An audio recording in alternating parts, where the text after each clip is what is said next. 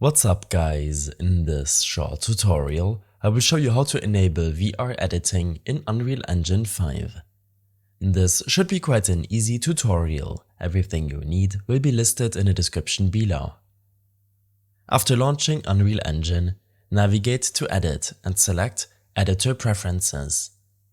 On this window, select VR Mode in your General Settings tab. Under General, you have the option to enable the Enable VR Mode Auto Entry option. This will automatically enter VR editing mode when wearing a Vive or Oculus Rift headset. Below, you can choose which interactor hand to use while in VR mode.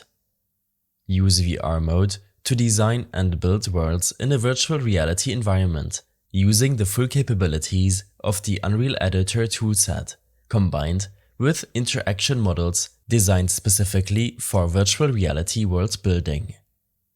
Working directly in VR provides the proper sense of scale necessary to create realistic, believable worlds, while the use of motion controllers means you can build environments with natural motions and interactions.